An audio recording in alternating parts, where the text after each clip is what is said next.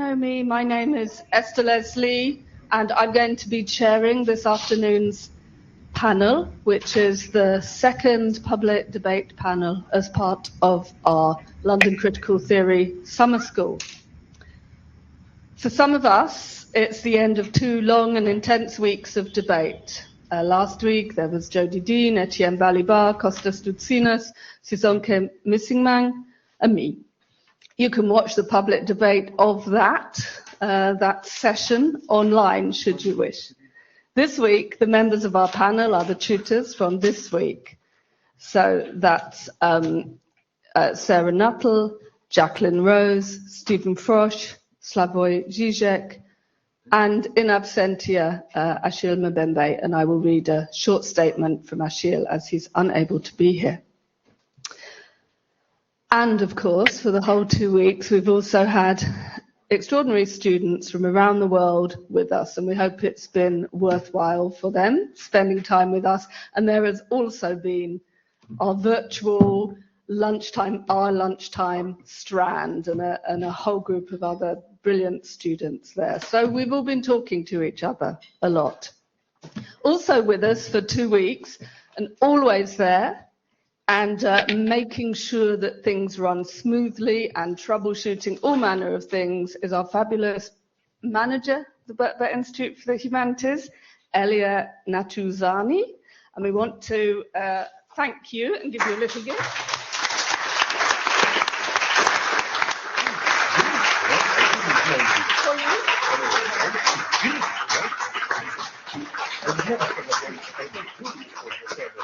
Everyone is extremely grateful for how you've kept this whole rather rocky show going. Thank you very much. It has been a true pleasure to have you all here. So thank you very much for that. Brilliant. Thank you. Thank you.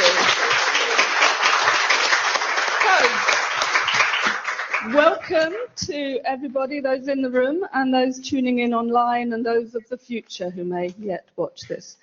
So we're at Birkbeck. Last week I said a few words about Birkbeck's history of engagement with radical intellectuals, which will all become much better known in November when Joanna Book's book called Birkbeck, 200 Years of Radical Learning for Working People will be published, all 656 pages of a 200-year history of this institution.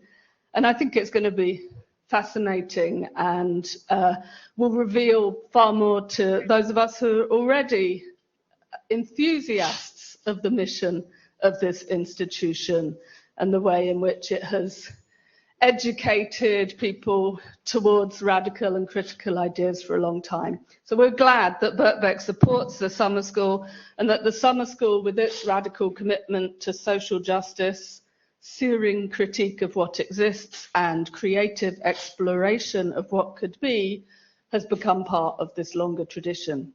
We're also delighted that Olsun, Open Society University Network, has helped us in so many ways, including financially, making it possible for students from across the world to make it here or to participate virtually.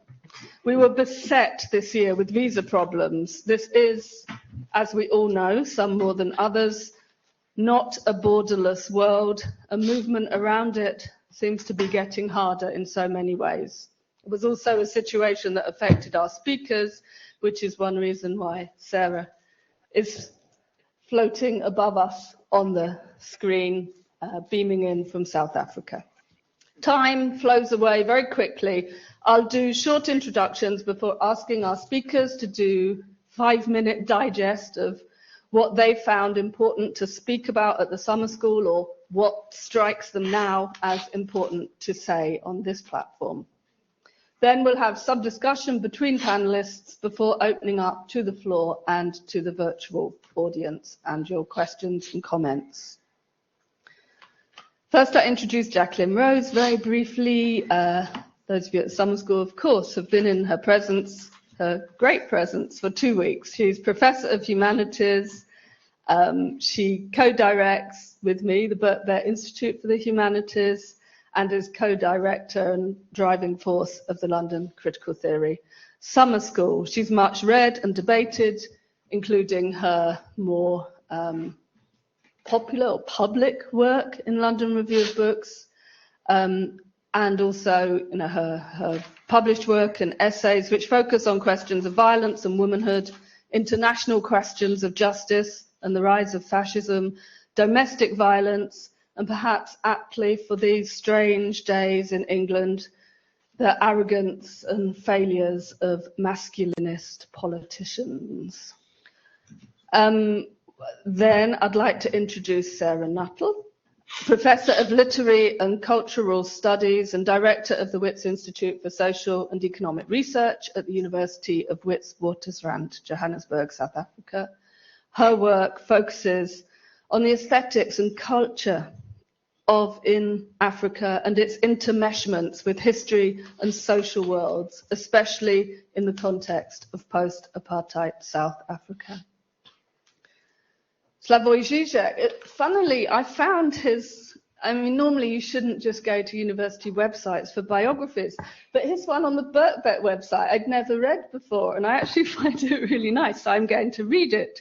World-renowned public intellectual Professor Slavoj Zizek has published over 50 books, probably about 60 or 70 by now, translated into 20 languages on topics ranging from philosophy and Freudian and Lacanian psychoanalysis to theology, film, opera and politics, including Lacan in Hollywood and the Fragile Absolute. He was a candidate for and nearly won the presidency of his native Slovenia in the first democratic elections after the breakup of Yugoslavia in 1990. Although courted by many universities in the US, he resisted offers until the international directorship of Birkbeck Center came up, believing that, quote, political issues are too serious to be left only to politicians. Zizek aims to promote the role of the public intellectual to be intellectually active and to address the larger public. There we go. And we have Stephen Frosh, who's worked at Birkbeck since 1979, moving from the School of Psychology to set up the Department of Psychosocial Studies. He combined this work over many years with being a clinical psychologist in the NHS. A recent book, Those Who Come After, Post-Memory, Acknowledgement and Forgiveness from 2019, gives, I think, in its title, a clue to the types of connections and commitments that Stephen has, listening to the other, mobilizing the powers of psychoanalysis in order to understand, to think about, to ameliorate, to address questions of forgiveness and care. And finally, our member in absentia, who I think is on his way or arrived at Brazil, Achille Mbembe, who is a research professor in history and politics at the Wits Institute for Social and Economic Research at the University of Witwatersrand. Extremely well known for his writings on colonialism, necropolitics, the philosophical engagements through French critical theory with the situation of colonialism and post-colonial South Africa and beyond. And really kindly, Achille Mbembe sent us a short summation, a little statement that I will start with before turning to our next speaker. So I hope I do justice to reading this, and we're really grateful for him for thinking about us and this situation and the summer school to which he offered so much this week. How to stretch the idea of restitution in a way which goes beyond a mere politics of recognition, atonement, or even guilt.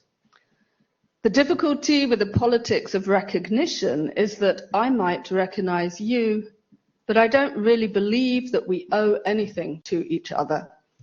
In this sense, recognition is limited to the mere recording of the mere fact that you are here, but your being in my midst entails no deep obligation whatsoever, neither on your part nor on mine. The politics of recognition presupposes the existence of an other who is separated from me. This other is unlike me. When I look at her, I see an image or a face that is entirely different from what I see when I look at myself.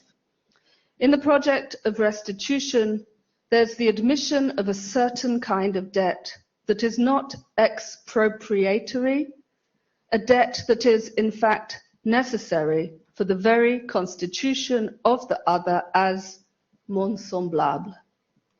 The debt in question is therefore a debt to myself, insofar as I am indiscernible from the other, insofar as there is a shared element between us, something we have in common.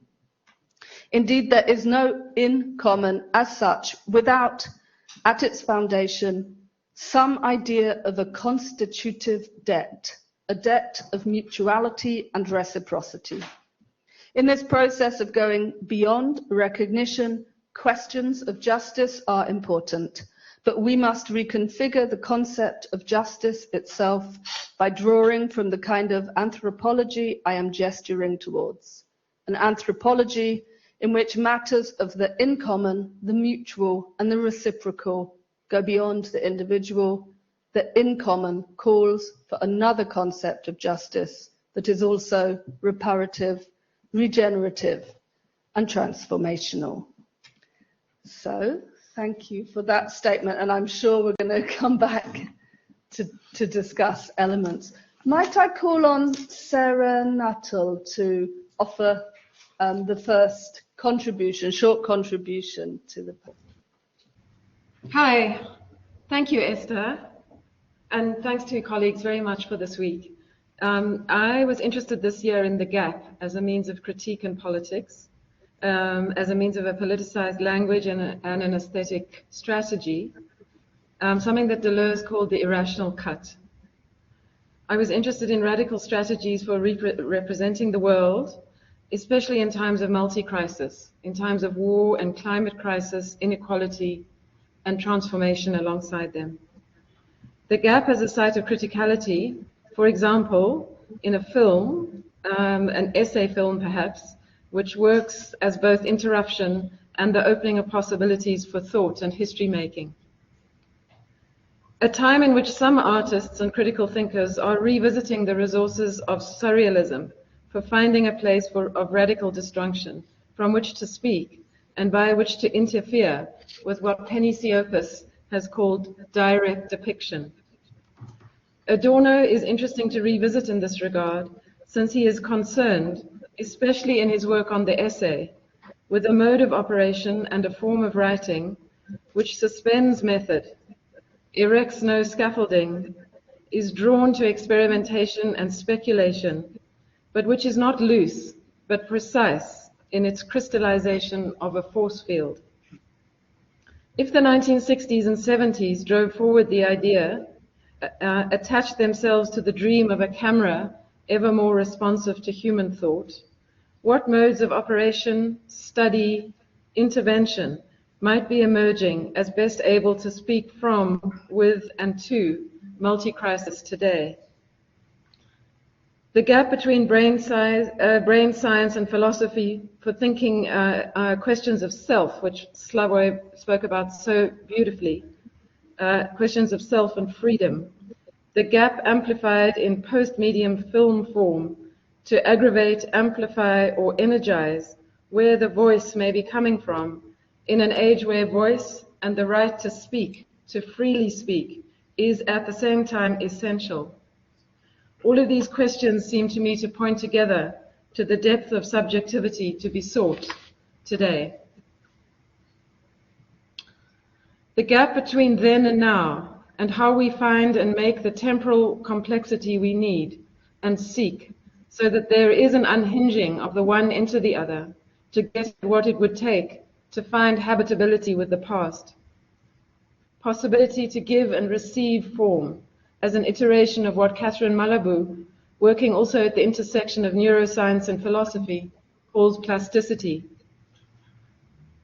Secondly, to politicize this further, but also to give specificity and location to it, we could think of the gap between restorative justice, retributive justice, and redistributive justice, including in a place like South Africa today.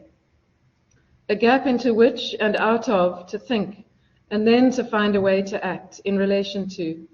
the ever-renewing recursive power of these forms of justice. In the Truth and Reconciliation report, we read, quote, "The government must close the intolerable gap between the advantaged and disadvantaged in society." Again, the play between restoration, retribution, and redistribution.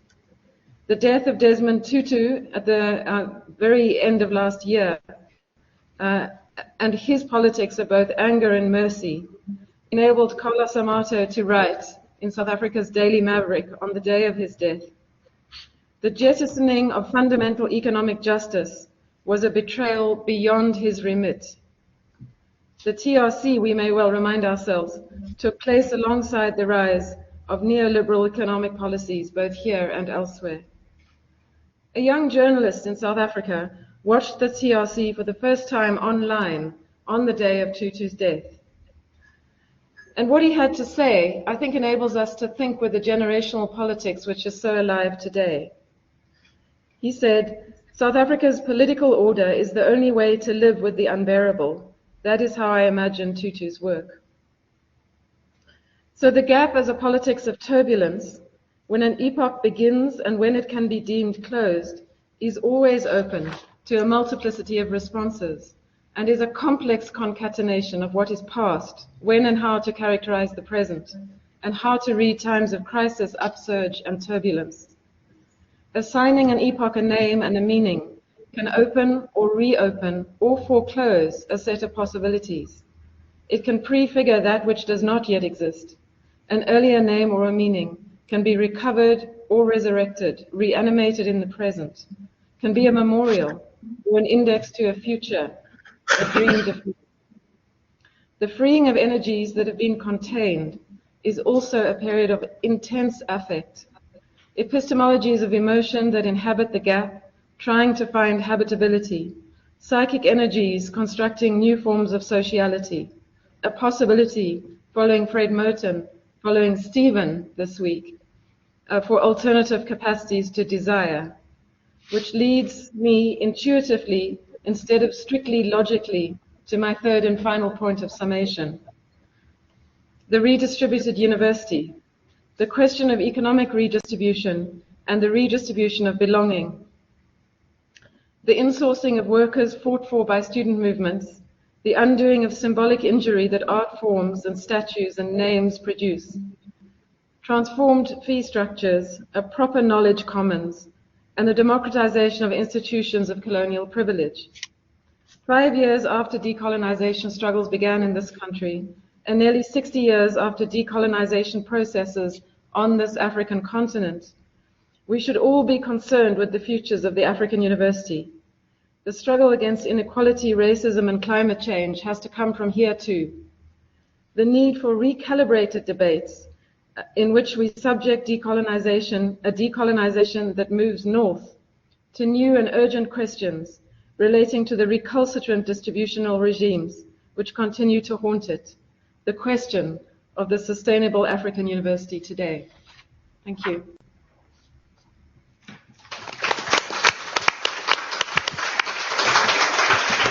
Thank you so much, Jacqueline.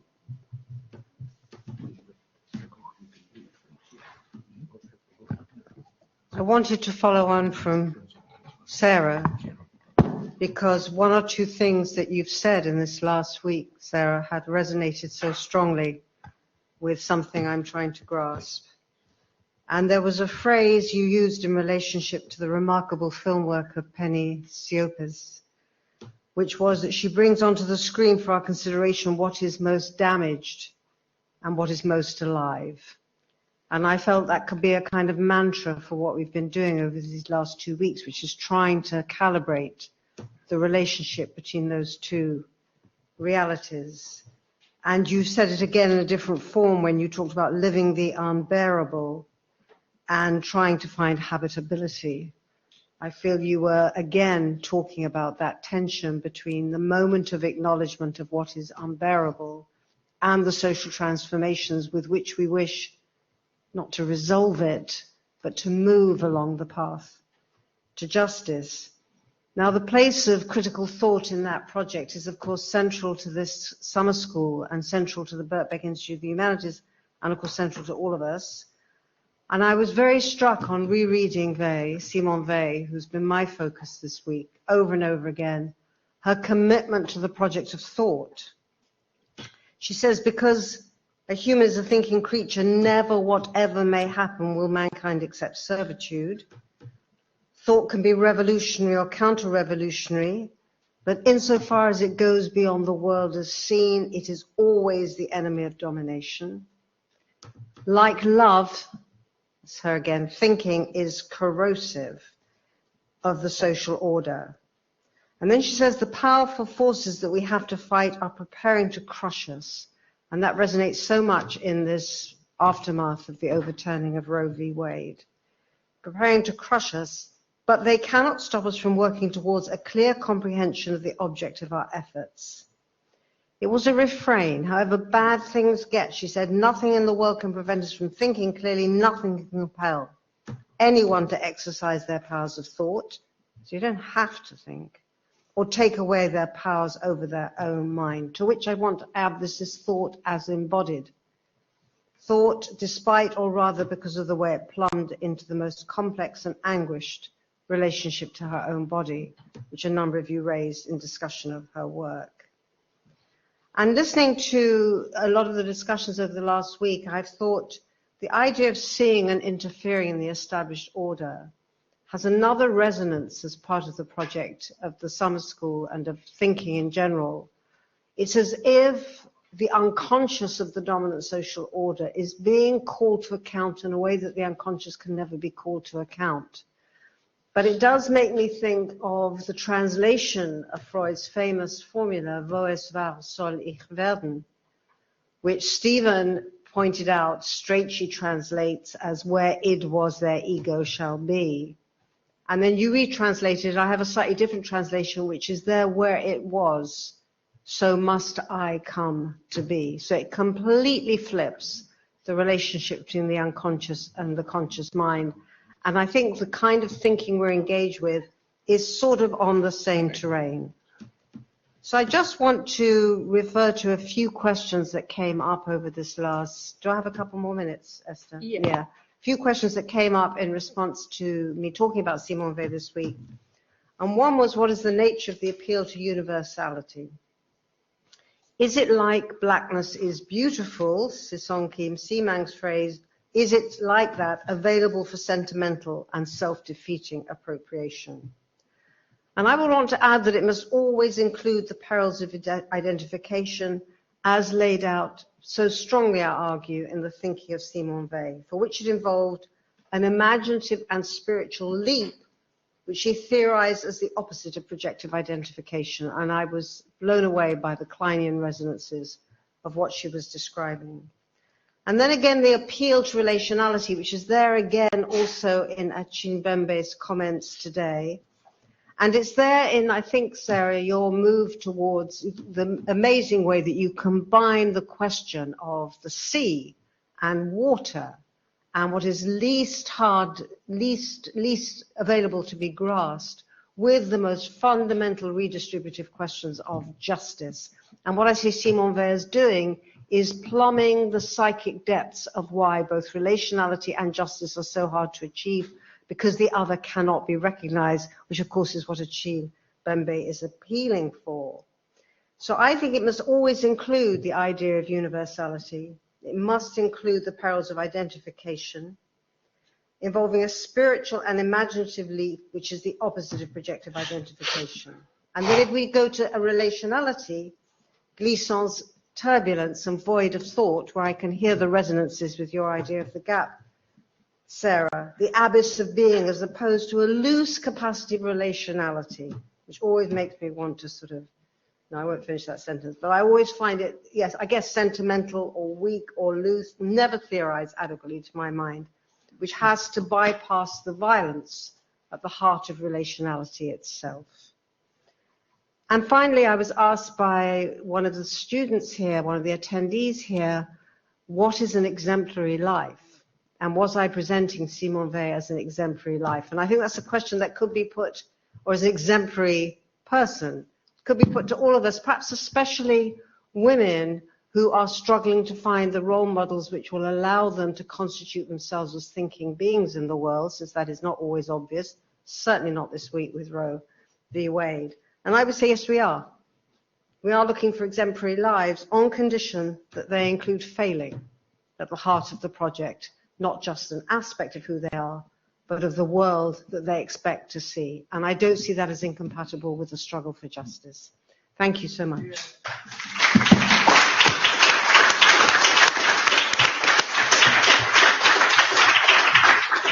So, Stephen. Okay, thanks. Just to preface by saying how great it is to see everybody in person and how fantastic to be with this intense group of students, participants again. My talk and seminar this week focused on the issue of the relationship between anti-Semitism and anti-black racism as seen through the prism of psychoanalysis, and also in the tension between conformism and radicality in psychoanalysis and in how these play out in colonial and post-colonial settings. In these few minutes, however, I want to address a different issue that's related to those we discussed, but has very particular resonance for this critical theory setting, and for the problematic question of how the freedom to think, speak, and write critically can be sustained in a context of so-called culture wars orchestrated by right-wing pressure groups and governments. Rather than give any kind of program for this, I will just lay out a single miniature case study that illustrates the dangerous situation we're in. I'm sure many people here, including on the panel, know of other cases, so this is meant as an illustration and not a unique situation, which makes it even more troubling. The example concerns my friend and colleague Derek Hook, who is a Lacanian critical psychologist who used to work at Birkbeck, but is now based at Duquesne, a Catholic university in Pennsylvania. Derek has given me permission to talk about his experience. In any case, it's public knowledge, and was the subject of an editorial in the journal Psychoanalysis, Culture and Society. Derek is a white South African by birth and upbringing, though he has lived outside that country for over 20 years. He's very well known in our small field for his extensive writings on racism, apartheid and Lacanian theory. He's published books in all those areas, including an edited collection on Fanon and phenomenology and a biography of Steve Biko.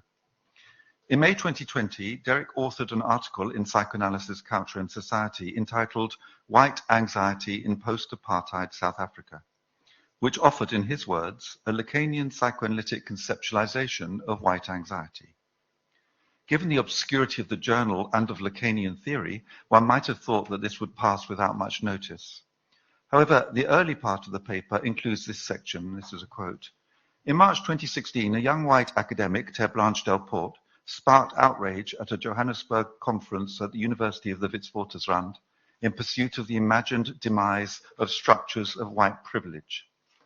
Delporte called on white people in South Africa to commit suicide as an ethical act.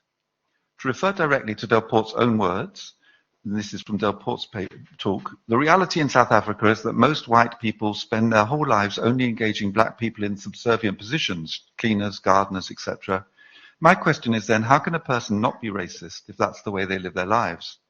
The only way then for white people to become part of Africa is to not exist as white people anymore.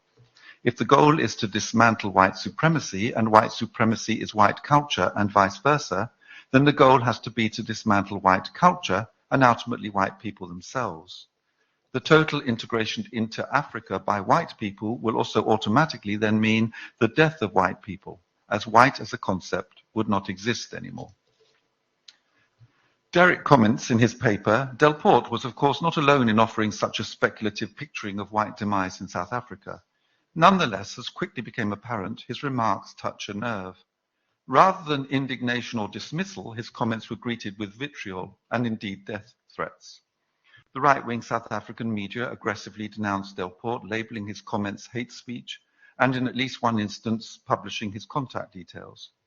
Psychoanalytically, Delporte's touching a nerve was tantamount to an upending of white fantasy, a paradigmatic example of eliciting what Robin DiAngelo refers to as white fragility.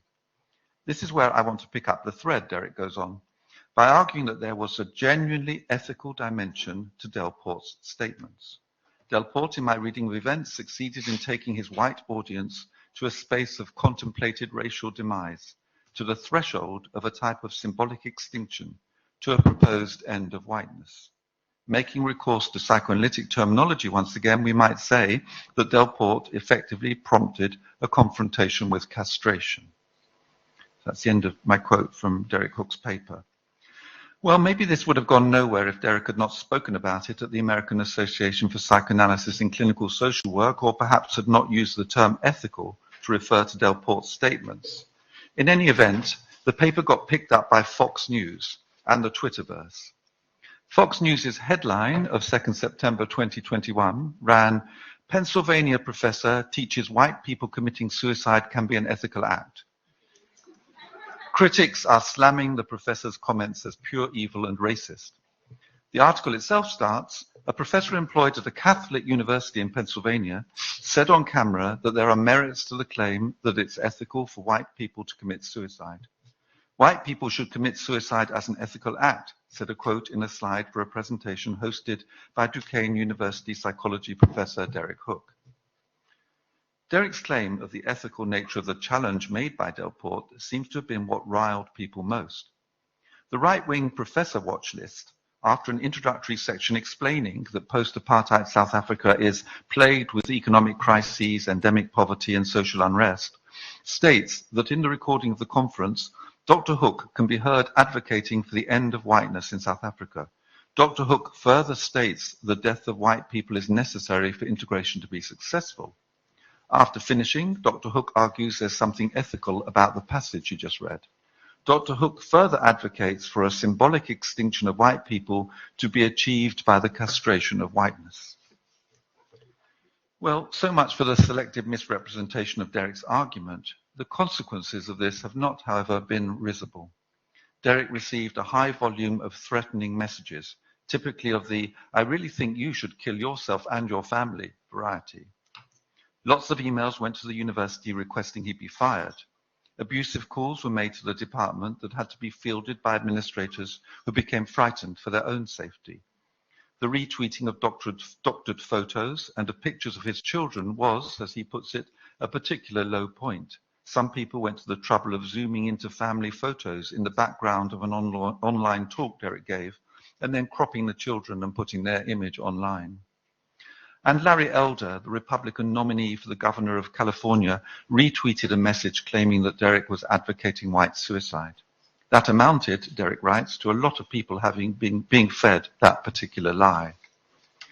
In response, to their credit, Duquesne put out a strong statement supporting Derek, and so did Psychoanalysis, Culture and Society.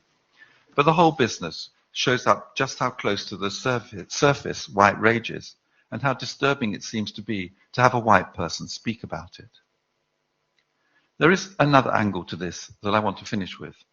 My talk this week was pushing for alliance between Jews and people of colour around anti-Semitism and anti-black and indeed other forms of racism. Here is an account from Derek of his experience to make it absolutely clear Derek is not Jewish.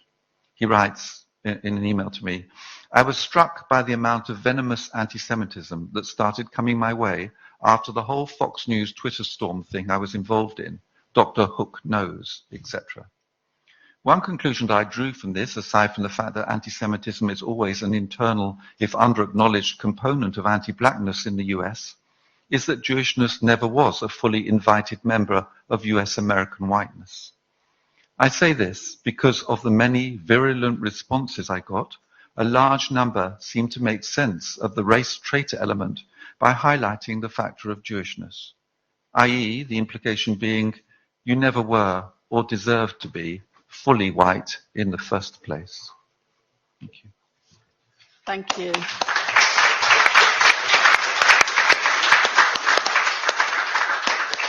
Slavoj. Thank you very much. I will try to keep to 5 minutes limit in the same way that the other did. Okay. On Saturday, June 19th, meeting at their first in-person convention since 2018, Texas Republicans approved measures, 4 points. It's terrifying. First, declaring that President Joe Biden was not legitimately legitimately elected, rebuking John Cornyn for just taking part in bipartisan gun talks. They also voted on a platform that declares homosexuality an abnormal lifestyle choice and calls for Texas school children to learn about the humanity of the preborn child. The first measure declaring that Joe Biden was not legitimately elected is a clear step in the direction of the, for the time being, cold civil war in the United States. It delegitimizes the existing political order. Now, if we combine this and other signs that the Republican Party is more than ever controlled by Trump with the Ukraine war fatigue, a dark prospect opens up. What if Trump wins next elections and enforces a pact with Russia, abandoning Ukrainians in the same way he did it with Kurds? Putin is for years consistently pursuing the politics of what, interestingly, it comes from American side, this expression of fuck Europe, of dismantling the united Europe. Putin for years supports Brexit, Catalonian separatism, Le Pen in France, Salvini in Italy, and so on. During the Maidan uprising, a telephone call was leaked of US diplomat Victoria Nuland, who casually stated, "Fuck the EU, European Union," a clear signal that the US were pursuing its own goals in Ukraine. This anti-European axis that unites Putin with certain trends in the US and European politics is, I think, one of the most dangerous elements in today's politics. It confronts the African, Asian, and Latino American countries with a difficult dilemma. If they will follow their old anti-European instinct and lean towards Russia, what awaits us is a sad new world, I think. Why? Recall what Putin said on February 21st, 2022, 3 days before the invasion. After claiming that Ukraine was a Bolshevik creation, I really wonder how there can be leftists who are saying, you know, Ukrainians, neo-Nazis, and so on. Don't they read what Putin, my source are not, is not Western propaganda. I taught in my high school Russian, and I read only the Russian official sources. And you learn quite a lot there. You remember in her first speech announcing intervention, Putin criticized only one name publicly, Lenin. He said Ukraine was Lenin's invention. And on February 31st, he went on ironically mocking Ukrainians who were overturning monuments to Lenin in Ukraine. Quote from Putin, they call it decommunization. You want decommunization? Very well, that suits us just fine. But why stop halfway? We are ready to show what real decommunization would mean for Ukraine. End of quote. And they are showing it now. With their special military operation, Putin's logic is clear. Ukraine was a Bolshevik creation, so a true decommunization means the end of Ukraine. But do not forget also that decommunization should be taken here literally, an effort to erase the last traces of the welfare state legacy. Pity the leftists who support Putin's decommunization of Ukraine. Now, to conclude, a couple of even more provoking thoughts. First, I think that I'm as aggressive as I can be. Those who claim, but nonetheless, the Nazi Ukraine, Russians shouldn't be seen, they are playing exactly the same game. And I know what I'm talking, I read history. Do you know that in your own country here and in France, in 1940, there was a strong current, marginal, but nonetheless not negligible, of so-called anti-imperialists. Because never forget that Nazis presented themselves as anti-imperialists, narrowing down imperialism to Jewish, Anglo-Saxon, and so on part. Even when Japan began, after Pearl Harbor, and even before, to occupy large parts of Eastern Asia, they constructed what? An anti-imperialist front, of course. So these anti-imperialist pacifists in 1940 claimed, no, this is not our war.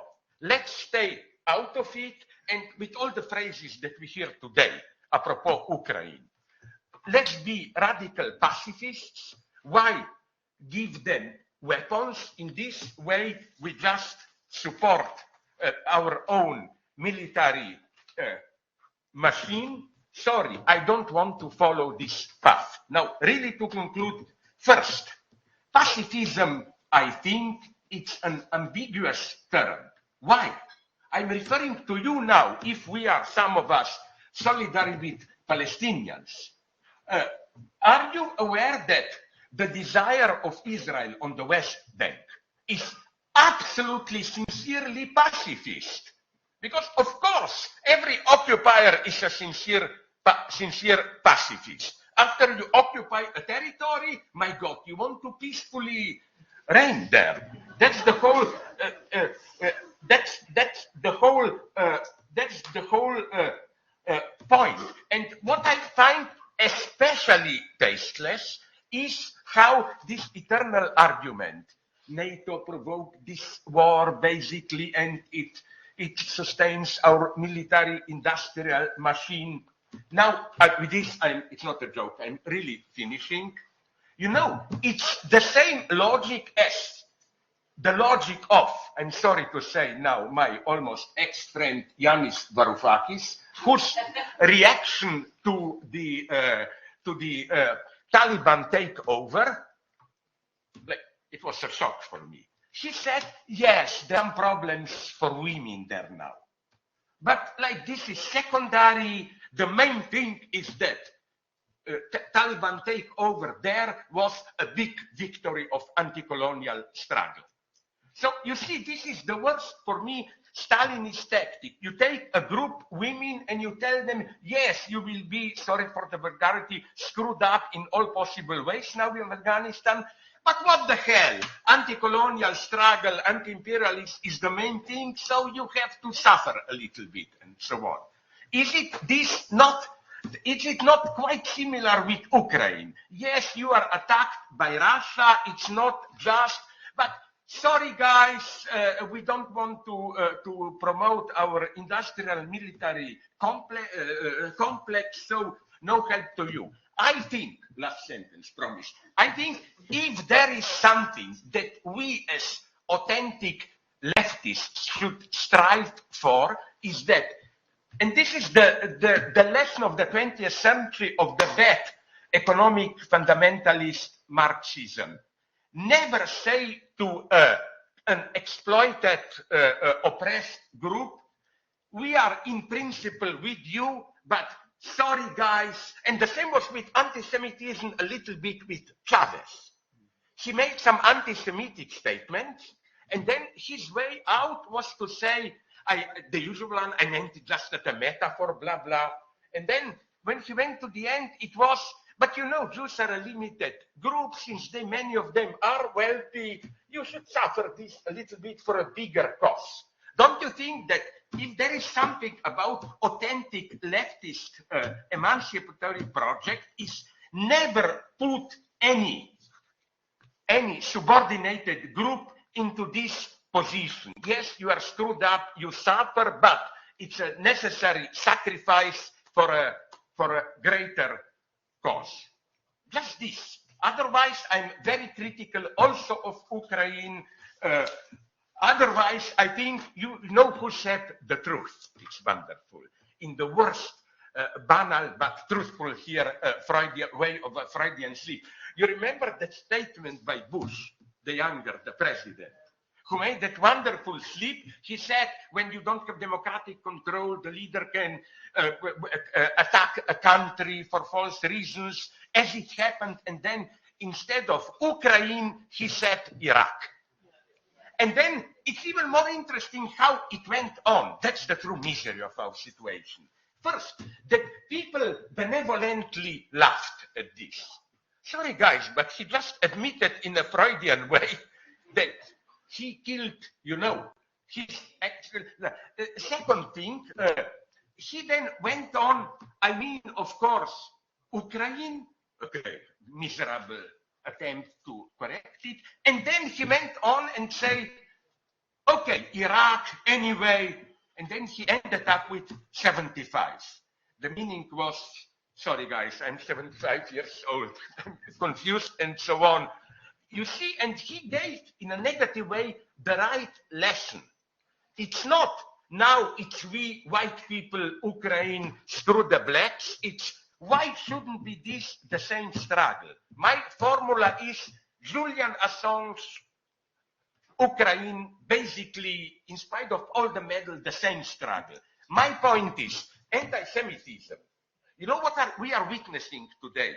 In Europe, the most perverse thing that you can imagine, anti-Semitic pro-Zionism. You are good, but fuck off. Go there and screw the Palestinians, But here we don't want too much of you in Europe or whenever.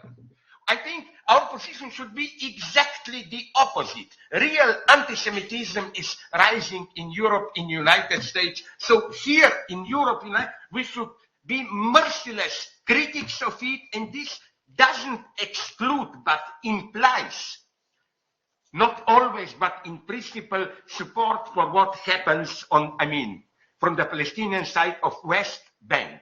If we don't accept this dogma, struggle against anti-Semitism, ruthless, and struggle for Palestinian rights on the West Bank are moments of the same struggle. None of that bullshit, don't go to one extreme, don't go to the other extreme. If we compromise here, we are lost, and it doesn't really matter what goes on. Sorry. Thank you. Idiot, you really fall for every cheap demagoguery. So I suppose I meant to kind of draw some things together, and I feel things are going in different directions, but maybe just while you all think about your responses to each other, some sort of immediate thoughts. I was struck by how, on the one hand, we've got Stephen sort of talking about a mobilizable right-wing, gun-toting sentiment, which Slavoj is also talking about. This thing that can erupt to negate any of the progressive things we might support, and to negate the very existence of, thinking and critical analysis itself. And that's a sort of, a world potential that exists. But then we're also talking about, Jacqueline's idea of thinking as corrosive to the social order, and somehow, there's something on the plane of theory that we can sort of stack it all together correctly, which might also. I absolutely agree with what you said, but you don't agree with me. Well, no, I really don't agree with what you've just said, and I'm wondering whether I should respond. Okay. Okay, why don't you respond, because that seems pretty urgent. Okay. I agree with a fair amount of what you said, Slavoj, but there's always a but, right? Running through it, I think there is a problem. I'm going to start with Julian Assange, because the very thing that you said, your nearly ex-friend Varoufakis says about the Taliban, which is their problems with women, on the other hand, they are a general revolutionary anti-colonial movement, is exactly what's happened with Assange. There are a few problems with women. He was charged with rape. But that was purely manipulative, and all it is about is freedom of speech and the right to be a whistleblower, which I support. Now, I think there's an issue here, which is what I would call the issue of the both and, which is it's not either or, it's not yes but, and there are a few of my students I'm very, very pleased to welcome here this afternoon, students who've worked with me on the Freud course, where I say we're not going to go for yes but or either or, we're going to go for both and, i.e. both patriarchal Vienna and radical dismantling of sexual norms, and we've got to somehow find a way of saying both and. So for me, it seems to me it's perfectly feasible to say that NATO is expansionist and that we would freak out if the Warsaw Pact occupied Wales, right? That there is or moved its weapons onto the Welsh border. That there is a real issue about NATO expansionism, and there's an argument for saying NATO should have dissolved itself when the Warsaw Pact did at the end of the Second World War. But we are also going to support Ukraine. That is, say we will intervene on part of Ukraine. So why can't we say both those things? Why are we being forced to choose between an analysis of NATO's expansionism and the need to intervene in relationship to the war? And this is also a question for this both and situation is also a question for feminism. Because I remember in the 1970s when we were first starting to talk about psychoanalysis and feminism, or some of us were, and we were talking about the precarity of sexual identification and the instability of gender difference and the unraveling of identity through the unconscious. And there would be feminists who would say, excuse me, you know, this is too close to woman's endearing frailty. This is too close to the stereotypes of women's inherent instability and fragility and frailty and so on. We don't need this. And how is that going to help us fight for equal pay? To which the reply was both and, which is to say, you go to the spaces in which you can uncover the complexity of your psychic life, because no other political space is going to do it. It's what feminism brings to politics. And you march for equal pay. And you march for the right to choose and for abortion rights and so on. Although we also insisted not the right to choose, because once you introduce the category of rights, then you are vulnerable to paternal rights. The whole thing opens up, and fetal rights, right? So it should just be free abortion on demand. So you struggle in that arena, and you open up the space for the other kind of conversation. So that's the kind of political world I want to live in, where critical theory isn't usurping political activism, as was so eloquently summed up by Sarah, but it runs alongside and it sends its kind of rainbow spilling paint down through the questions of what it means to be a political subject and struggle for justice. So I just feel you presented us with some false alternatives, Slavoj. Which was my alternative here? I mean, I didn't say I'm for NATO and so on. No, but you said you said that you're not allowed to criticize NATO. The people who are criticizing NATO are all just taking a pacifist position. Okay, sorry, you finished. And No, I finished. What I'm just saying is, first, I know this will sound bad, but there are points where there are not both sides. Like, sorry, when you have you make Hitler, a decision. When you have Hitler, you make a decision. Of course. You don't say, although it's factually true. I read now some analyses which are shocking, my God. They say, you know what Hitler did? Ecologically, Nazis were the first ecologically conscious regime. They promoted whole grain bread and all that stuff. And so on and so on. So yes, all this is true, but you make a basic decision. That's what I said. Yeah, that's my only point.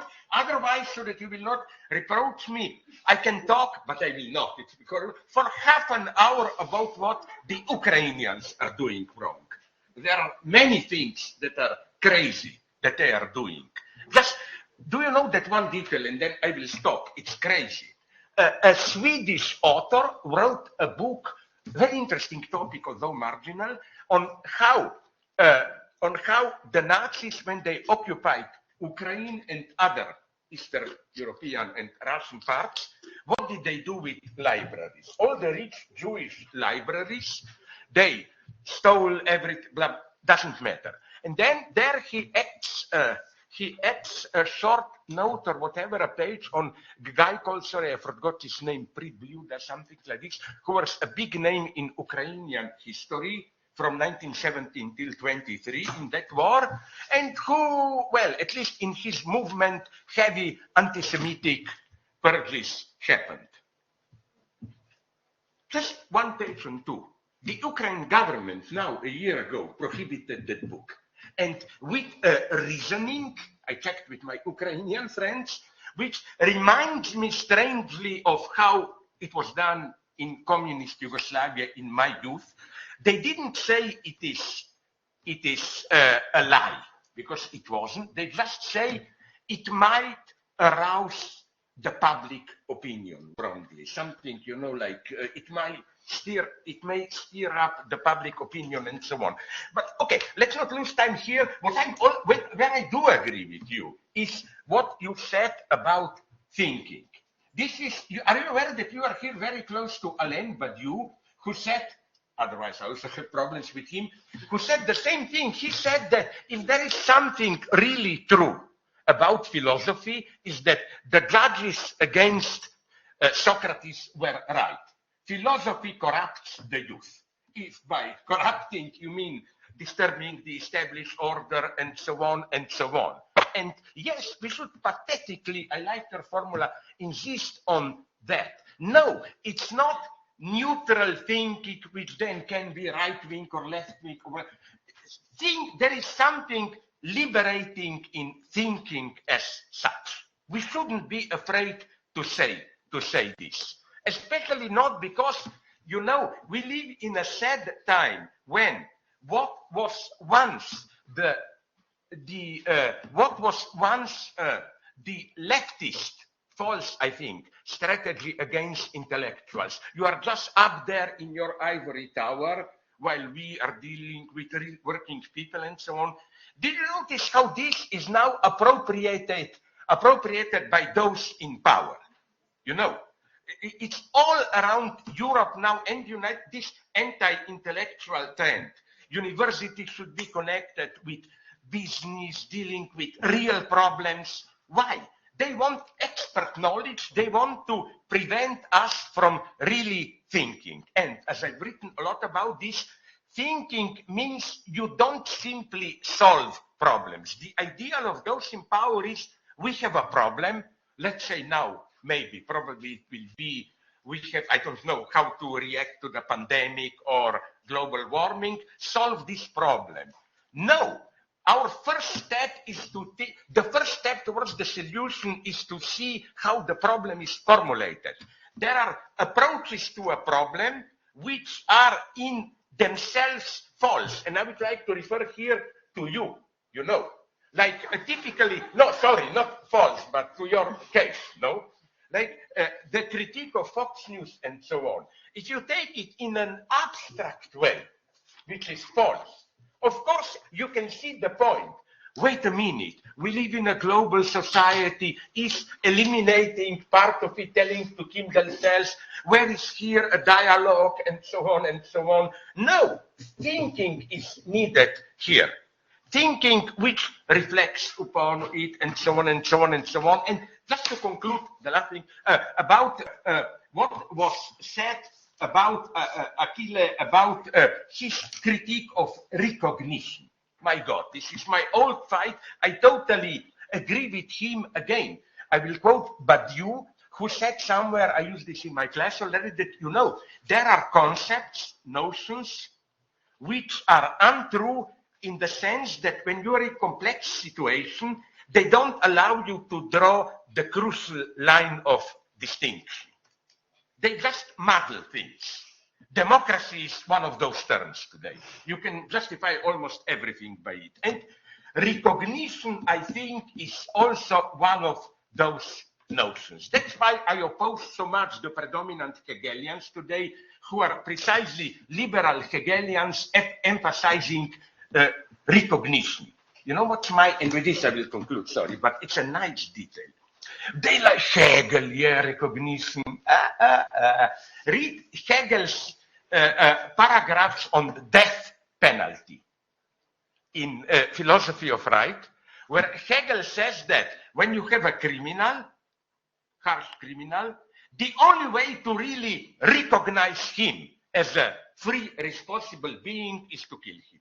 Death penalty is the ultimate recognition of your responsibility. I know this may be problematic, but you know, when you talk Hegel, please go to the end. And don't bullshit me with that idealized Hegel, we all recognize each other. And I'm ready to go here to the end. I mentioned this yesterday in my class. I want to repeat it. It's a wonderful example. Did you see the movie Pelican Brief? Quickly now. Stop. You didn't? No, I think we should. Okay, no, just very briefly. It's about how a rich guy kills a couple of Supreme Court judges for his interest. Now we know that Trump nominated these 3 judges. No, don't we need a new Pelican Brief to? Maybe you should, as progressives, do this. You know? Kill the 3 Supreme judges. Sorry. Thank you. Okay, I wanted to bring Sarah in because I really appreciated this image of this kind of rainbow cascading of thinking over the sort of crevices and. Why did you mention rainbow? I hate this. The crevices and knobbly difficulties of the world, and then that made me think about the film work that Sarah was talking about this week, which was also so kaleidoscopic and extraordinary. But you talked about it as, you know, full of these gaps and this way in which it materializes thought. And so I suppose I wondered if you wanted to say something about how the artwork works in relation to critical thought, and also, I mean, Slavoj brought up the idea of the university and the redistributed university. You were talking about what sort of a space for thinking the difficulty and the violence of the world that offers. Well, you know, in some ways I can comment, but it would be even more interesting, I think, to let the conversation flow instead of rerouting it.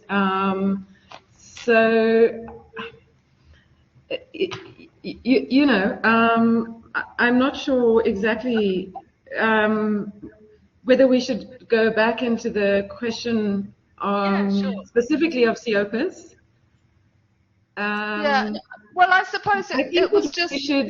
I think that we should get to the question of the university at some point, and at least take up the provocation that universities want to prevent us from thinking, and whether that is the case, for example, in my university at the moment, and whether it's the case in yours. So I think it would be interesting towards the end, perhaps, to root the discussion inside of the institutions we have to operate in. But I don't have anything specific to add at the moment, and it just seemed that Stephen may well want to comment, given what has just transpired.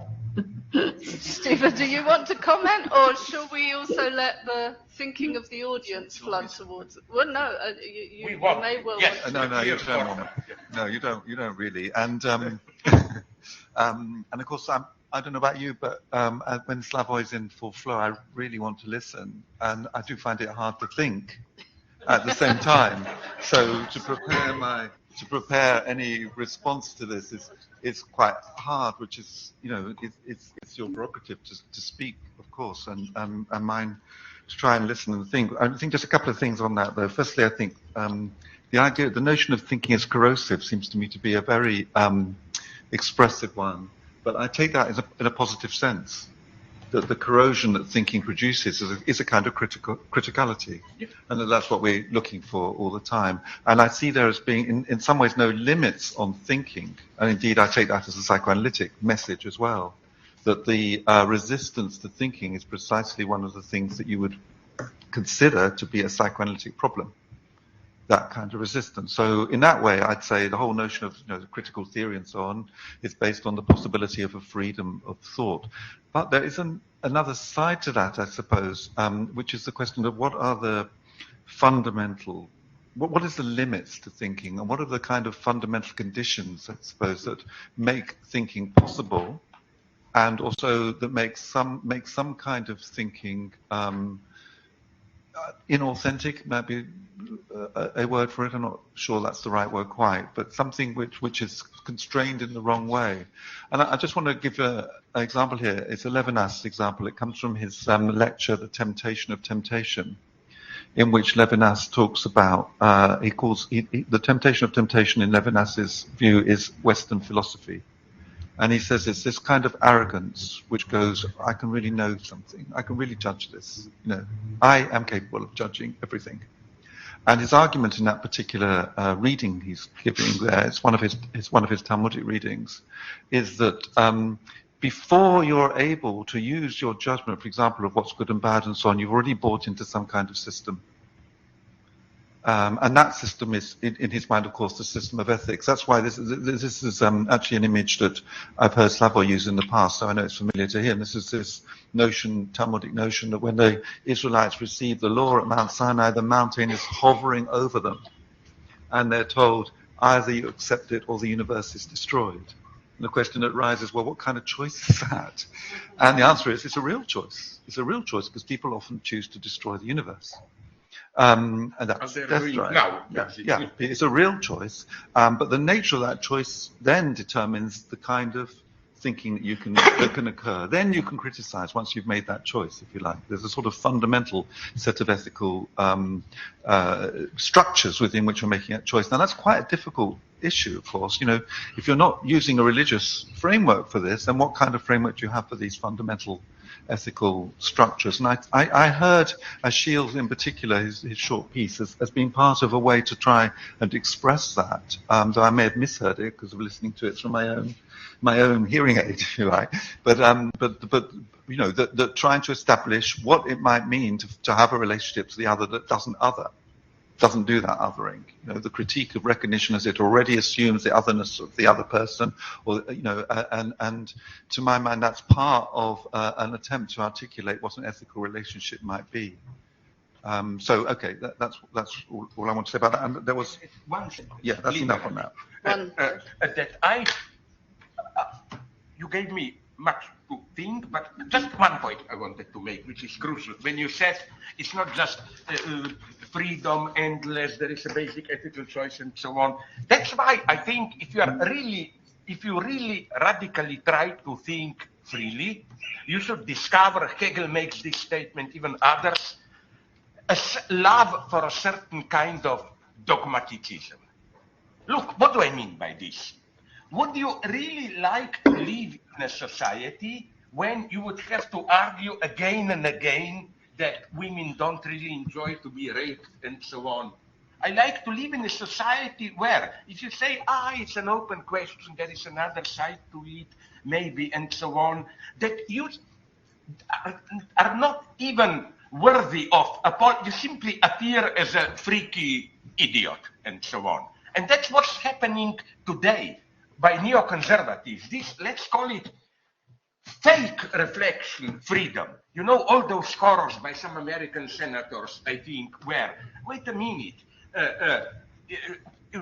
if a woman gets wet while being penetrated, this means she accepted it, it's not really a rape. All those vulgarities, the moment we debate them, we are lost. Okay. The same with rape, that's, I think, part of true freedom is a certain basic level of dogmatism. Slavoj, I'm going to say that... Attack me. Yeah, okay. No, I'm not attacking you, but I am criticizing you because I think the deployment of that example is, to say the least, highly problematic. The idea of women enjoying rape. And I think there are certain things which you, in the process of saying them, and we've had this conversation before, you have to distinguish between the object of the sentence and the process of utterance. And I think you crossed a line there for me, and I just want to register that because I think it's difficult. I would like to respond to Stephen's point about thinking because I think it's very close to Arendt's distinction between Verstand and Vernunft, where she says that there is the desire to know and there is the need to think. And she puts the process she's advocating on the side of the need to think, which doesn't presuppose the resolution of its own process in advance, exactly in the way that you were describing. And I just thought I'd tell an anecdote. In a book that was published last year, I quote Hannah Arendt. All I'm saying, she says, always be suspicious when people say all I'm saying. All I'm saying is something very simple, which is we need to think about what we are doing. And I take this up and run for it. And I got a letter when the book came out from somebody saying, you do realize you have misquoted her. And I thought, oh my goodness, okay. She doesn't say we need to think about what we're thinking. She says we need about what we're doing. She says we need to think what we are doing. And of course, there's a world between those two. We need to think about what we're doing as we kind of contemplate and think and bring into the process of possible discussion what we're up to. Think what we're doing is much tenser. It's much more taught. It's almost like think before you act. And it's much more, if you go down certain pathways of thought, you are less likely to kill, for example, in the sense that, after I think it was the first Iraq War and American soldiers, there was a turkey shoot at the end, and American soldiers were interviewed as to what they thought they were doing, and they said it's okay because we know God's on our side. And so I never think about the person I'm about to kill. I never think about them.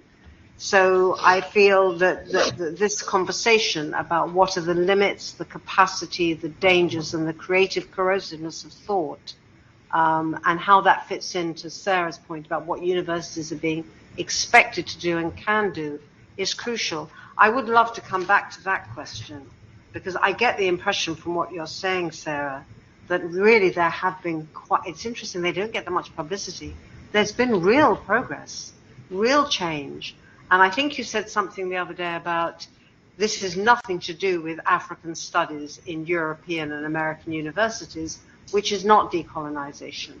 But you were talking about things that were happening which you felt were closer to that ethic and that project. And I'm sure we would all like to hear about it, because it is true that the humanities are under assault in the UK more than I've ever seen in my lifetime at the moment. And it shows no signs of improving. I mean, I'd very much like to comment on the university briefly, and to have colleagues sort of think against the example of the university where I work from their own, containers and situations for the kind of work that we do. In the first instance, I would say that, that to acknowledge that that's absolutely correct, that I think that major gains have been made here in the aftermath of student movements. I think palpable gains have been made, particularly for university workers and for the funding systems that universities deploy. On the other hand, I think one of the struggles in South African universities at the moment, and a conversation I had very often with student activists, is to try to understand that the university itself, the African university in this case, is not a state, and there's only so much in terms of a redistributive logics that the university can do. And there is a sense, particularly for young black students coming onto campus for the first time, that the university is better resourced than it is and more able to redistribute not only knowledge but resources, badly needed resources. And so I think that that's one tension that one might want to work with. The comment I made in relation to African studies and Africa-based intellectuals had to do with the the paradoxes of decolonization from the vantage point of here, which is African studies in the North has long, in a sense, spoken for Africa-based intellectuals with many more resources at hand.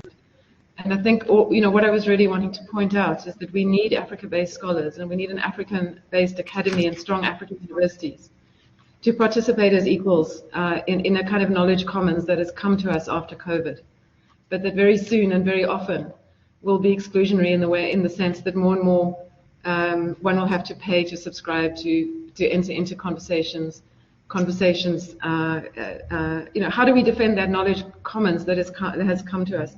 The last question is a question to throw open for colleagues, which they may or may not feel like talking to, but it's a comment on the humanities. And there's a general sense from across the world that the humanities is in trouble. Once again, I would say that from this seminar room, the humanities as a project is not in crisis. People want to talk. People want to reconvene around the intellectual project in the aftermath of a very important political project, which was also a politics of antagonism, which, as Stephen pointed out, needs to come before and during and perhaps after a politics of reparation is pursued in one way or another inside the academy and out. But certainly the humanities here is not so much in intellectual crisis, but it's in obviously resource crisis.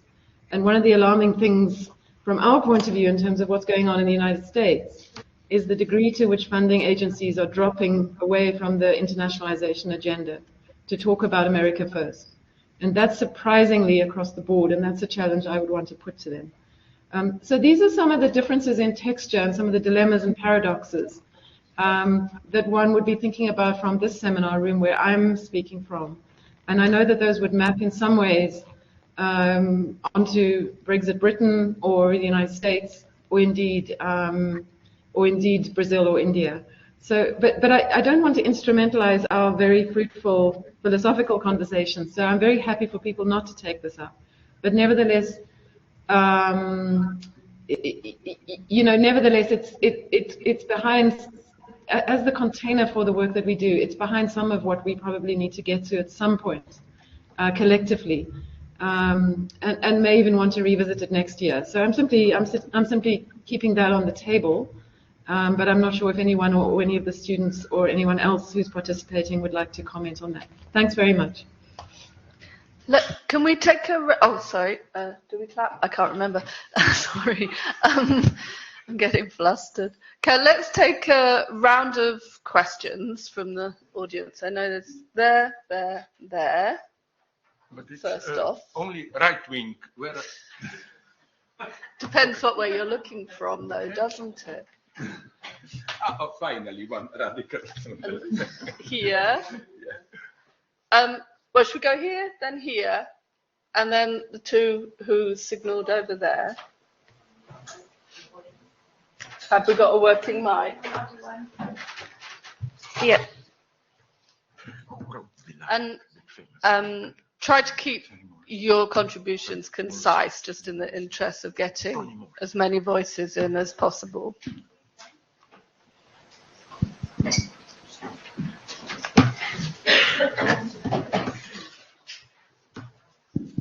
About universities, in the English-speaking world, hegemony is wielded statistically by analytic philosophers. They're awarded the most professorships and book contracts. I think that there are two problems with the analytics. Number one, they fall with Bertrand Russell and Ludwig Wittgenstein instead of Alfred North Whitehead, a neo-Hegelian, another co-founder of analytic philosophy. Second, the analytic paradigm results in what Carl Schmitt referred to as political neutralization. One wonders whether even the CIA supports analytic hegemony insofar as it ensures a docile American, British, and Australian student body. It neutralizes the youth, in this case, analytic philosophy. Recall Marx's prescription, philosophy must change the world, and so on. Lastly, here's a picture of Ludwig Wittgenstein, and I think the question that we can pose is, how do we bring this common enemy? Okay, thank you. I think it's important. Yeah. It is important. Let's bring your voice in. Jacqueline. Hi. So my question relates to the point on anti-intellectualism. I was wondering whether the panel could comment on the link between criticality and relationality. In the context of, I'm thinking about Bion's idea of thinking as linking between objects, making connection, and ultimately making connection between people. And so I was wondering whether there was something about what I call masturbatory thinking, sterile thinking that doesn't lead to relationality, and whether actually the danger is not the absence of thinking, it is the absence of relationality, and whether thinking actually, the object of thinking should be that relationality. Thank you. Okay, well, should we go there and then there?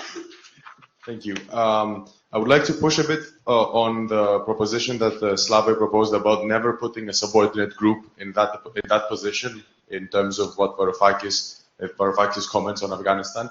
I'm just wondering about how realistic your maxim is, because to the extent that we recognize that there are many different structures of domination, there are many different struggles fought at the same time, and it's very realistic that at some point one struggle contradicts with another in a very strategic perspective, in a very immediate perspective, as an individual, as a party, as a movement, when you have to take a position.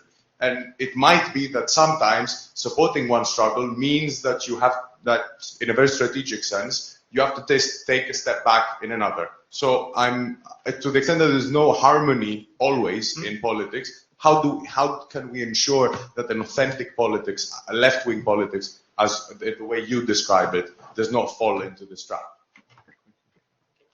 Yes, I have a question to Slavoj. This is something that you said yesterday. It's fake, but it's authentic fake. And then you use, the Rossellini movie, General Rovere. Now, I was from the Philippines, and I will frame my question based on my experience, because in our country, and in 1986, we removed a family, the Marcoses, in a revolution. Then last May, we overwhelmingly voted that this family should return. Currently, they returned to power. So between 1986 and May 2020, all the projects of historicizing, documenting the history of atrocities of the Marcoses were negated because of the decision in May. Now, my question is, because historical revisionism was a very potent project in the Philippines since 2016 or more, and then to revise the history of the country when it comes to the Marcoses. So in the formulation of your "it's fake but it's authentic fake," and I would like to ask, where is the location of the discourse of power and power structure in that? And second is, I would like to hear from you, what do you think of historical revisionism? This is not misinformation. Revisionism is it's a conscious effort to revise the history of a particular country. So I think that's my question. Have we got a couple more? Yep. Yeah, but We'll, there are so many. okay, we'll take one more and then some then responses. another round. Hi, I just want to kind of reinvigorate Sarah Natal's question to the panel, and I really like to hear what the panel has to say. Kind of I guess just to restate it, just this interplay between humanities as a project and how that really doesn't seem to be in danger because of I guess because of the community we're in right now, and what's going on here.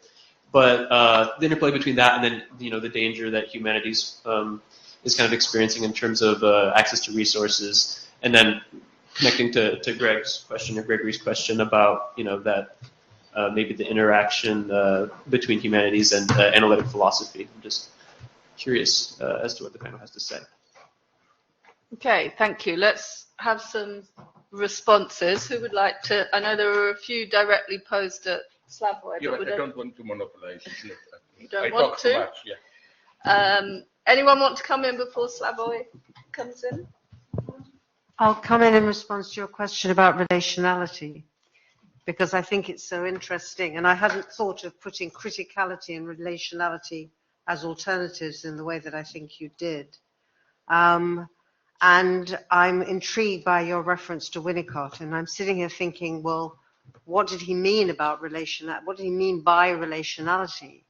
And the things that come to mind are the disillusionment of the good enough mother, which means that relationality depends on a form of radical misrecognition, right? Not just a kind of we are relating to each other. And also the 18 or 14 reasons he lists that a mother has to hate her baby, right? Which is to say that relationality is a term whose psychic affectivity has to be negotiated as more than just a residue of a failure. It has to be seen as at the core of what it means to recognize another person altogether. I am worried whenever I hear the word relationality. I'm thinking of Greenberg and Mitchell, their reading of Freud, a whole new system of object relation psychoanalysis which dominates in New York. Their reading of Freud was every time there was an uninterpretable moment in Freud, they felt that was where the missing object of object relations resided. And you can set that alongside Derrida's reading of Freud, which is every time there's a moment of X, of inextricability, of indecipherability, that's what you're dealing with, which is the failure of a theorization, which is a failure of human subjectivity itself. So I'm slightly wary, I suppose. I don't want criticality to be replaced by relationality unless it's a way back to all these questions. Yes. Esther, Can I just say that who's my beyond? reference was to beyond. Oh, to be on. Very specifically linking and asylum linking. Okay, well, that's even more interesting. Okay, sorry, I misheard you.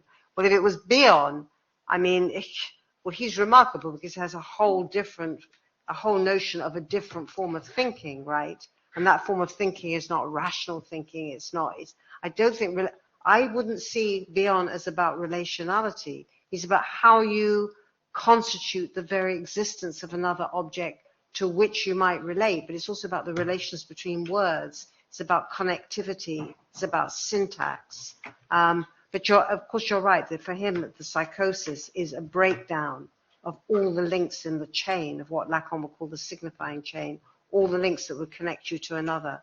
But he theorizes it. I mean, I'll shut up, but he theorizes it in terms of its difficulty and its failure and the risks. In a certain framework, in this case, the framework goes relationality is the most important thing, and then that makes certain kinds of thinking legitimate. And I'm not sure if that's the right way to go about it at all. I think that could also be dangerous too. Also, just a quick word on the humanities. I mean, I'm not quite as sanguine about the relationship between a situation like this, where people are engaged with humanities-style critical thinking, and the removal of resources in the university. I think when we have a situation like we've just got in Sheffield Hallam? Or is it Sheffield? I can't remember. Sheffield Hallam University, where they're closing their English department, then it does genuinely remove a space for critical thinking, not just for the humanities generally, which it does, but also that. So I think there is quite an intimate relationship between the source, the question of resourcing and what gets priority in the university, what's seen as really worthwhile knowledge, and the capacity, and the potential for maintaining the university as a genuinely critical space.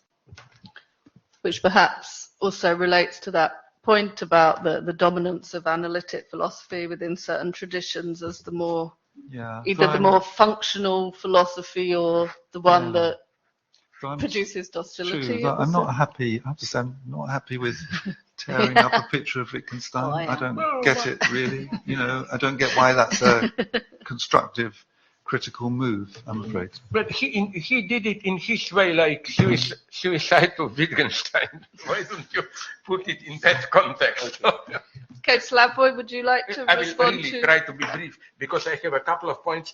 First, your point about this, how sometimes you have to choose and so on. My temptation is, when you are in such, I'm well aware of the complexity of the situation, because my point was against Varoufakis, let's not sacrifice women in Iraq. Sorry, my mistake tells it all, in Afghanistan.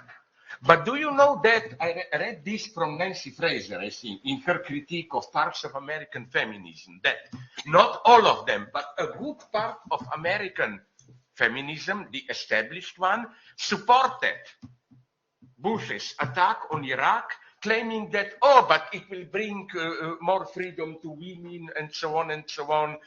So I know the complexity here, but I think, sorry for my quick Leninist answer, I think that first I would return to my Maoist sources. Mao distinguishes the primary contradiction, class struggle, and the secondary. And he makes a nice point. He says that in a concrete situation, the only way to be faithful to the primary contradiction is to neglect it and focus on a secondary contradiction. And I think this should be elevated into a general rule. So the only abstract answer that I can give you is A. No, if you look closely, Leninistically, at a situation, this dilemma explodes in an abstract way. But if you look concretely, you can find a solution. My thing is just that usually in these struggles, I'm tempted to choose the side of the particular, although it's tasteless, ironical to say that women are particular. My God, no. But you know what I mean. Like for me, universality is alive only through their exceptions. Okay, but we don't have time now. Quickly on. Sorry that we don't have time for your question, relationality. Would you agree with the point that I'm tempted to make? It may sound abstract, Hegelian, but relationality doesn't mean only put everything that there is in relations with others. No, this can sound even at the level of this Stalinist stupid dogmas, you know, everything is related to everything else on all that stuff. True relationality means for me what Hegel meant in his critique of the beautiful soul. When you criticize something, include into it reflexively how you, by criticizing it, participate in it. In the sense that what if your critique, which apparently destroys its object, is at some level existentially even linked to the existence of what you apparently try to undermine. And I think with a lot of discursive critique, whatever, something like that is happening. You know who, he is way too liberal for me, but you know who otherwise who put this nicely? In one of his early texts, George Orwell, when he says, when radicals preach radical change, always remember that most of them talk all the time, okay, I recognize myself in that, about the need of change and so on, and there is a kind of superstitious economy need. If we criticize it, talk about it all the time, we in a way make it sure that nothing will be really changed. I identify myself with that as a good card-carrying obsessional neurotic, because, you know, like when I was in analysis, I talked all the time. Why? To make it sure that nothing will happen. My fear was that if I'm silent for a minute, I might get from the analyst a nasty question.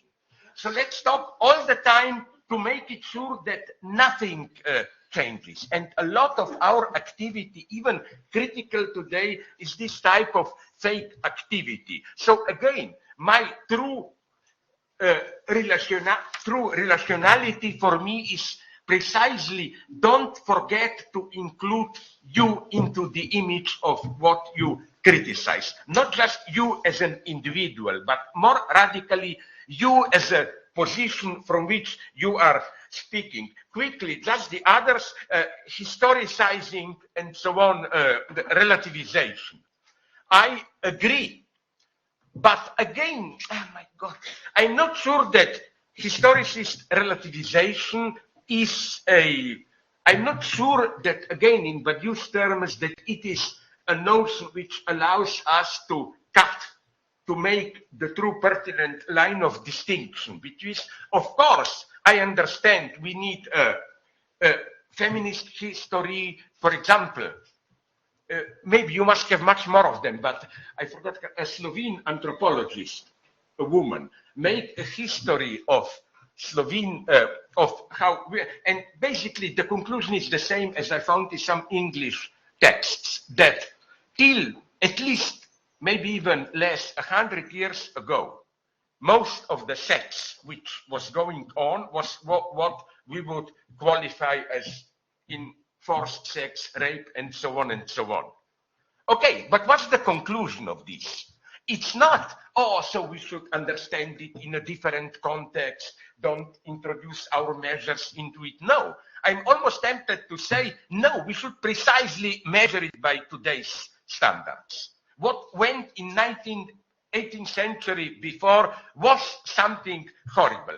And we shouldn't justify it by this type of, but maybe women were happy, they enjoy, with this kind of cheap historicist relativization. On the other hand, don't forget that historicist relativization is also part of the right-wing strategy today. Every good right-winger, for example, would tell you, most of them, they don't want to be openly racist, so they claim, yes, I agree with you. You have your black relative. There wasn't a point about revisionism, which is an active denial. Yeah, so that's what I wanted to ask you, yes. When you use in Europe, here, I don't mean it in a patronage, but this revisionist historicism, the first association is Holocaust revisionism. So did you mean, which type of revisionism did you mean? But okay, I can quickly go. First, which type of relationality I love?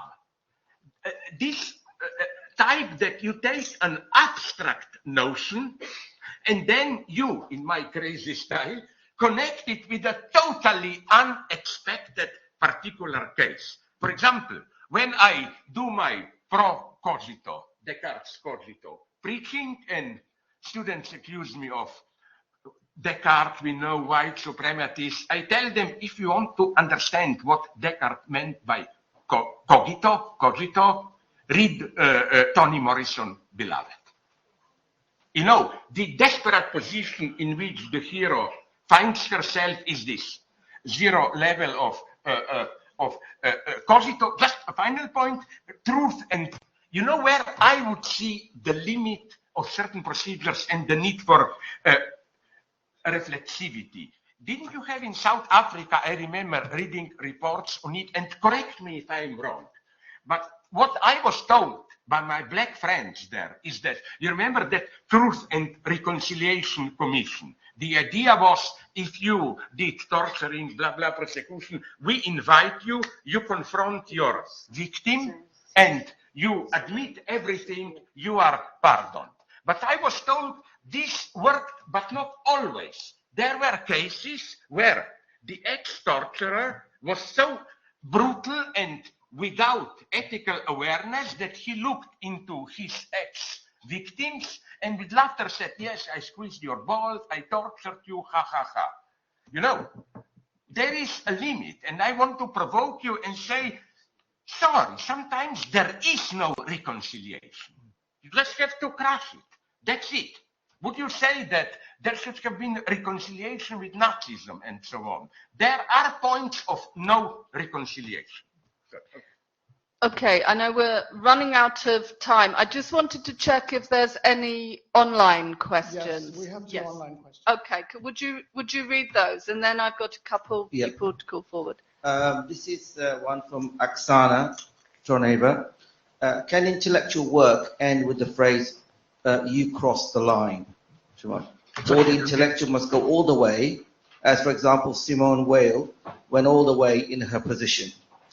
And the second question by Luke Al-Rahani, when speaking as a public intellectual, is it possible to anticipate a hostile response from some aspects of the public as book received? And does this mean you should either alter what you say, accept the possibility of hostility, or do something else? Okay, thank you very much for those. I've got Jean and Fernanda. A question that, because there's not much time. Wait for the mic, just. Thank you.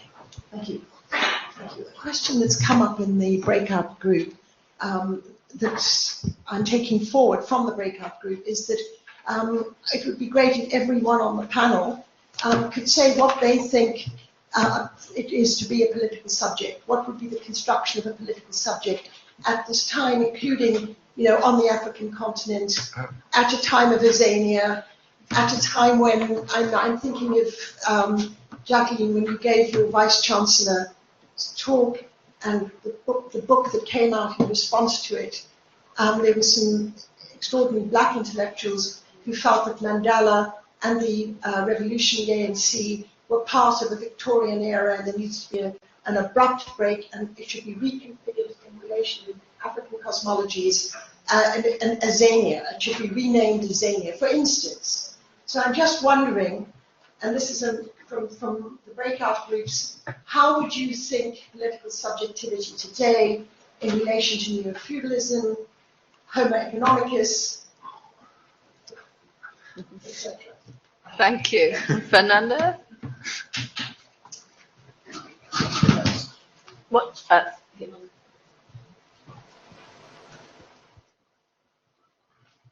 Thank you so much for such an interesting talk and conversation. I just would like to take and go back to the question of the university, especially because we are in one. And before starting my PhD, I was a teacher back in Mexico. And schools and institutions are always very fascinating places to me, right? So I like imagining schools or universities as this site for possibility, but also limits, thinking about both and, right?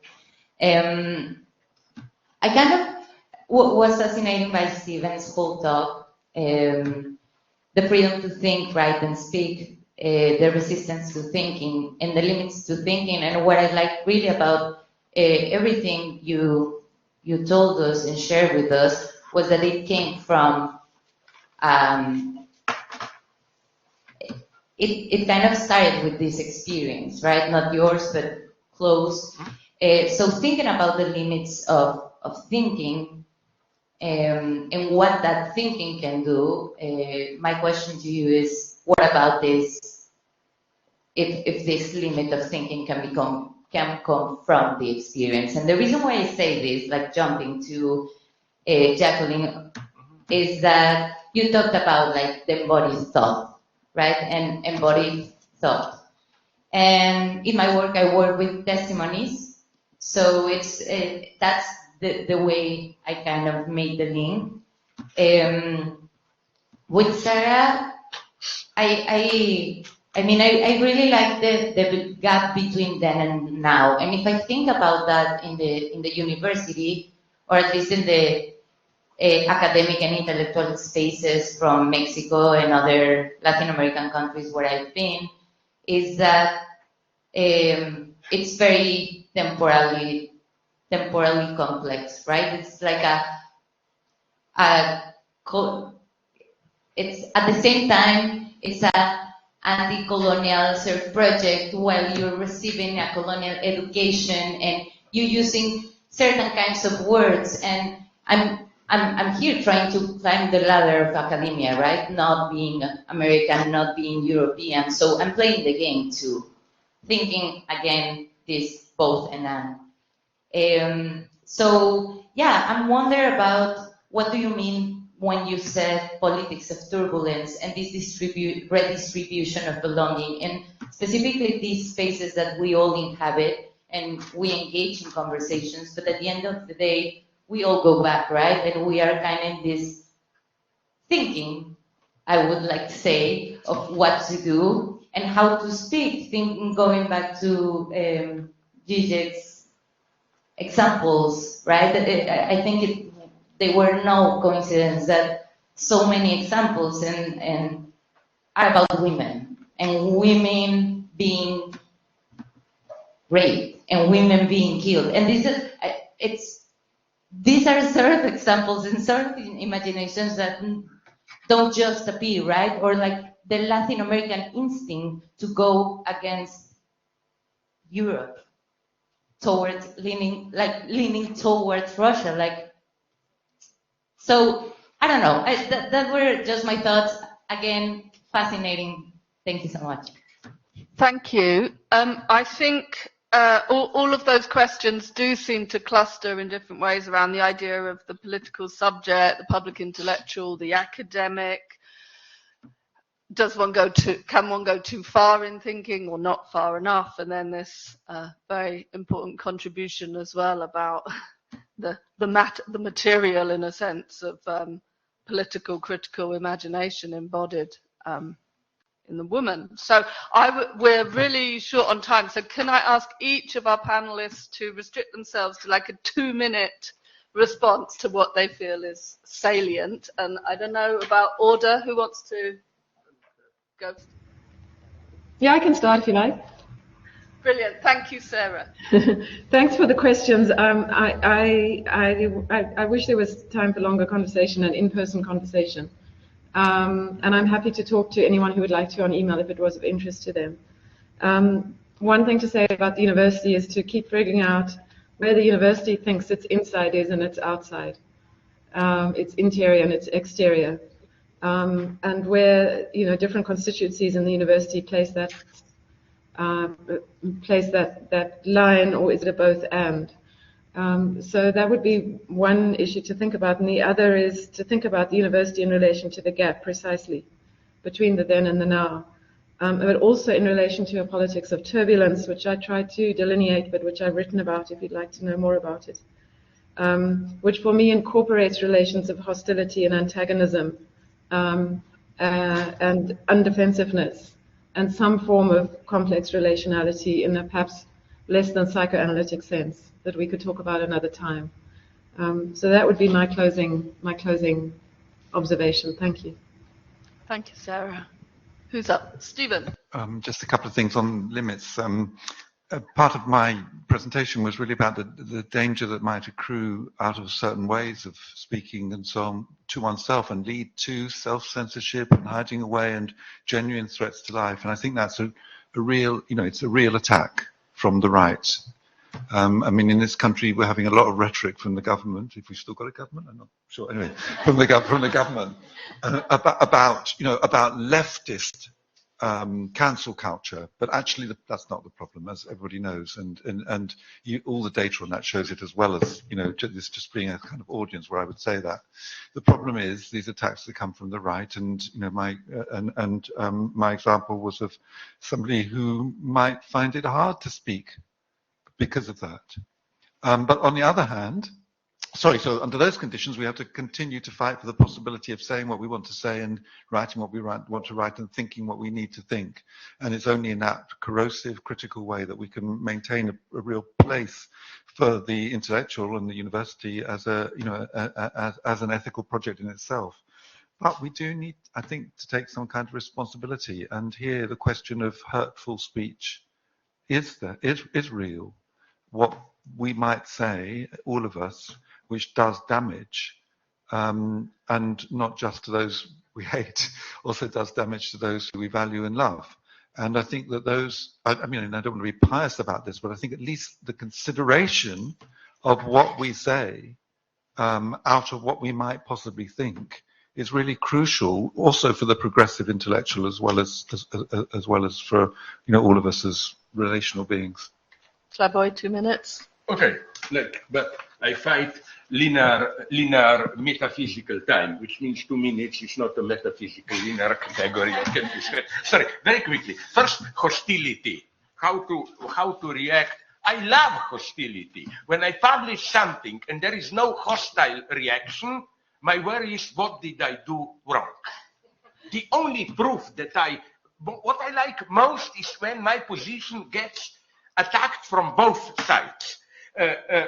Hurtful speech. You see, this is my problem, but a critical speech, not in the sense of humiliating and so on, but it does hurt somebody's narcissism and so on. But we've had this discussion already, some of the examples are not necessary. They're not necessary examples of some of the ones that you use, so they become hurtful in a way which expresses something, I don't know what is performative. Yeah. That isn't it's not even advancing the project.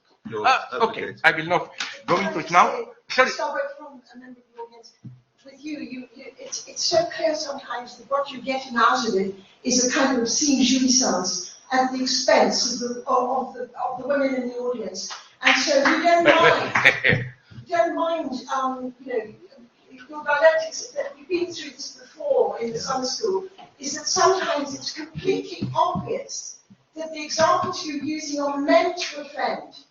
They're meant to offend. And they meant to offend certain people in the audience. And you're getting an enormous seeing jouissance out of it.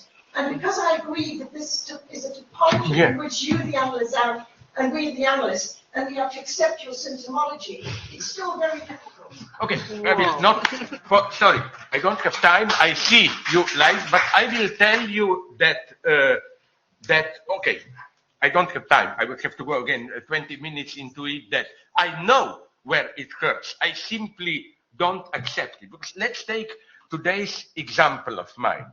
Do you think that I had an obscene jouissance in it? Yes. Why? No, I'm sincerely horrified by that. Why? You know, okay, but let me go on about limitation of thinking. My model for the limitation of thinking is Hegel, who is usually dismissed as, you know, absolute knowing, we know everything. No, Hegel's dogma is future is absolutely blank. We cannot say anything about future. It doesn't mean we shouldn't make plans and so on, but his idea is that all projects of the future in the course of their actualization somehow go wrong, turn around, and so on and so on. So precisely Hegel, who is usually dismissed as absolute idealist, is for me the ultimate thinker of the limit of thinking. Now my concluding point, which is the politicized political subject, what would be what you ask, no? I will give you an example at a formal level, not concrete. Now you will again explode a woman and so on, because I changed my reading now under the influence of Alenka Zupancic, my good friend. Antigone. I think her act is fully political act. Why? I think we should get rid of this liberal bullshit of reading Antigone as a radical liberal. All people should be buried, but then my brother also, even if he is a bad guy and so on. No, she doesn't say this. Read her crucial speech, not that bullshit about eternal laws from anywhere, blah, blah, blah, blah, but her second justification where she says openly which is the law she follows. And then Alenka drew my attention to the precise translation from the Greek. You know what she says? She says, if it were my father, my husband, my son, and it would be prohibited by the state to bury them properly, I would let them rot. So, and then she adds a but only this case, Polyneikos, here I insist. So she is not, as a liberal, trying to apply a universal rule more consistently. That's the usual politically correct liberal thing. No, we are not truly universal. There are exceptions. We should include them. No, Antigone's, are you ready to accept this? Antigone's universal rule is let them rot. She says this. I'm sorry. Propose me another reading. And then she adds a but. A totally crazy but. In a way, that's the zero level of a political act from me. Here, politics as such disturbs the ethical substance. It's not, politics is not applied ethics. Politics is something that disturbs the common ethics. I like her ethics is the ethics of exceptionality. Only my brother.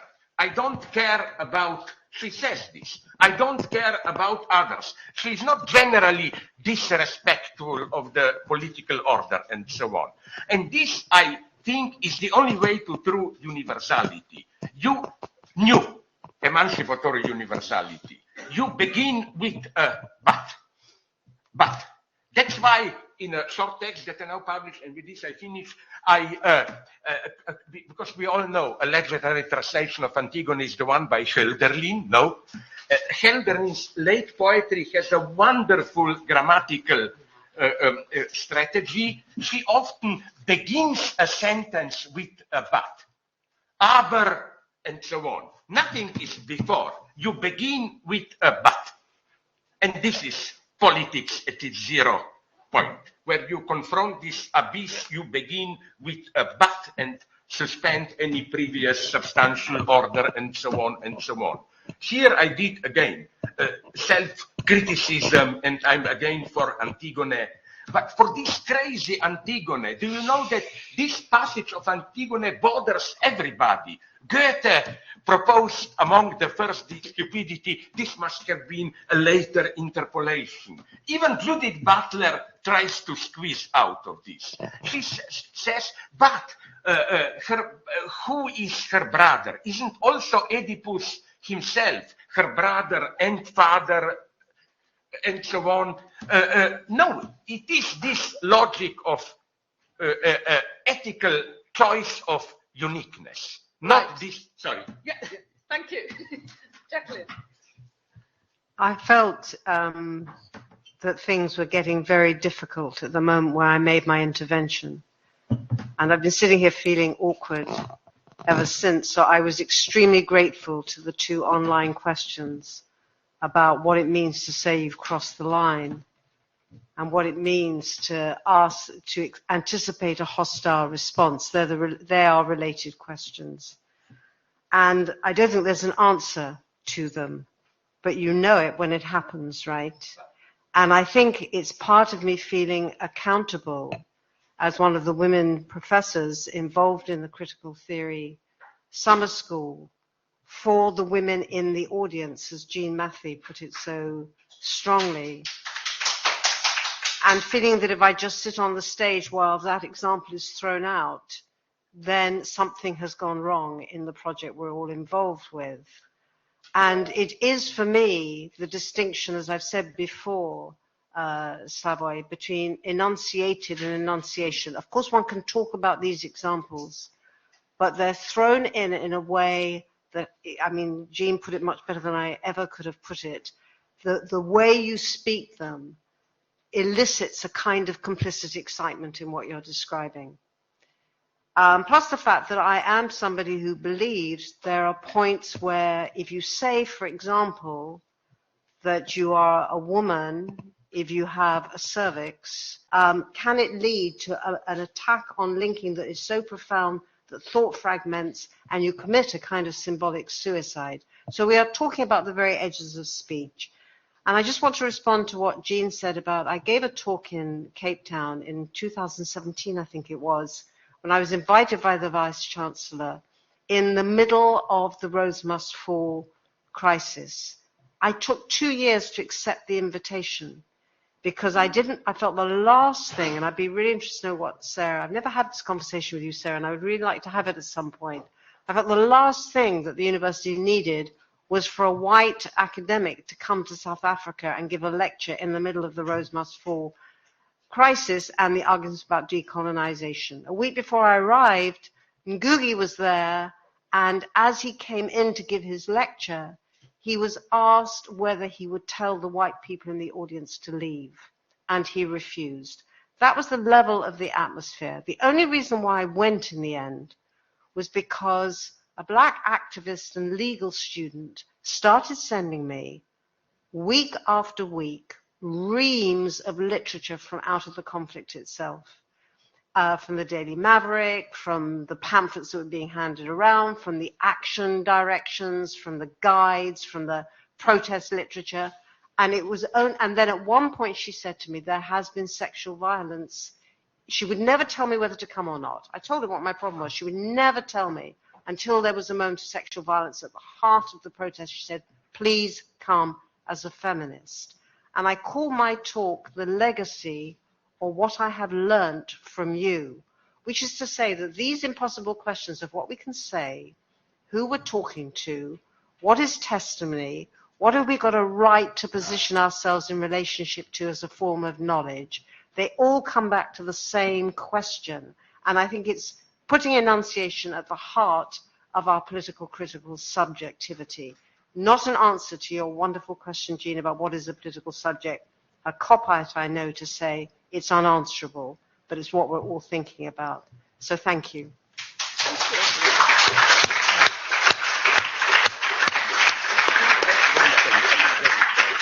I nonetheless want to answer this in a way that you will like even less. You know what you stated? I would say that in my experience, this is exactly this distinction between enunciated, the immediate particular, and the position from which you speak is what I find so utterly wrong in political correctness. It is sympathy, yeah, you look fanatically, was I offended here, did I offend him there? Beneath this, I don't have time to go into it now, is one great patronizing attitude. How comes that when I talk like this with my black friends and so on, all this, what you dismiss as obscenities, they embrace me, they love it.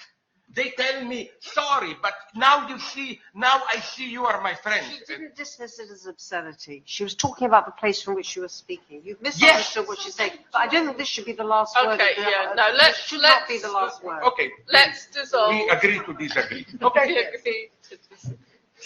Thank you, everyone, and thank you,